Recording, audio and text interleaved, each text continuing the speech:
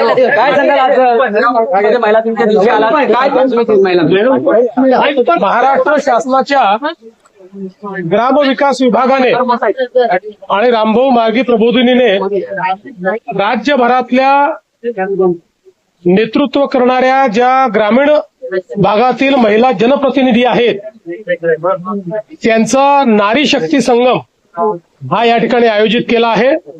राज्यभरातनं 2 दिवसाच्या प्रशिक्षण आणि प्रबोधनाकरता सगळ्या महिला प्रतिनिधी या ठिकाणी आलेल्या आहेत। या कार्यक्रमाचं उद्घाटन करण्याकरता मी आलो होतो।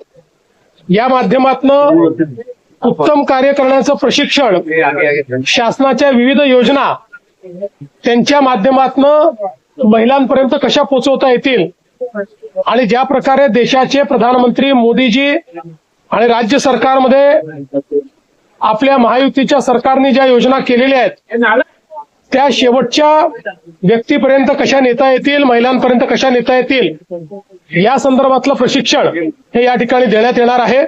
आणि म्हणूनच या कार्यक्रमाला मी आलो आणि विशेषतः याचं औचित्य असं आहे की डॉक्टर मुथुलक्ष्मी रेड्डी भारतातल्या पहिल्या महिला लोकप्रतिनिधी म्हणून त्यांची तमिळनाडू विधानसभेत निवड झाली होती।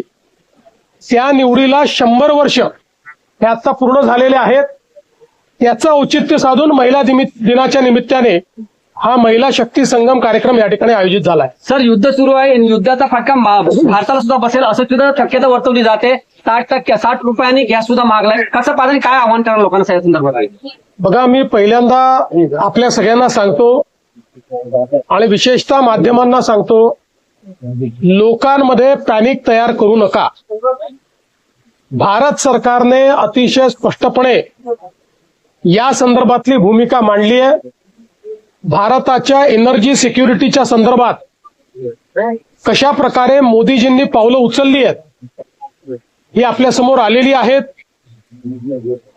2-3 दिवस झाले काही माध्यमांनी चालवून दिलं पेट्रोल डिझेलचा तुटवडा होणार, विनाकारण मोठ्या मोठ्या रांगा पेट्रोल पंपावर आपल्याला पाहायला मिळाल्या।